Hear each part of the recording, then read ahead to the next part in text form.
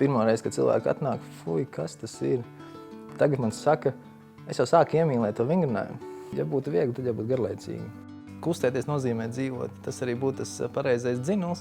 Kad vairs nevar, tad tikai sākas. Prāts mums pasaka, ka nevaram. Jābūt saprātam, nevis prātam.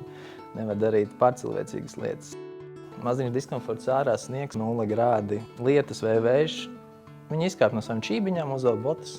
Un šī sajūta, ka tu izaicini sevi, tu pārkāp kaut kam pāri, tas ir tas, kas liek nākt, liek varbūt cīnīties un pārbauda tevi.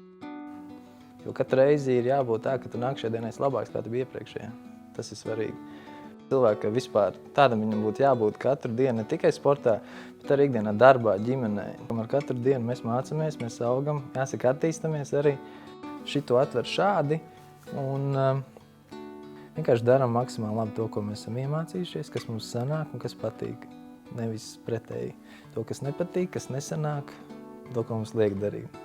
Arī man vai kādam citam šeit, Latvijā, maksimāli jādara labi tas, ko viņš dara. Varētu šādu nenormāli lielu flashmobu, sauksim tā, uztaisīt, ka viss kustās. Viss Latvija kustās. Mēs esam Latvija, mēs kustamies.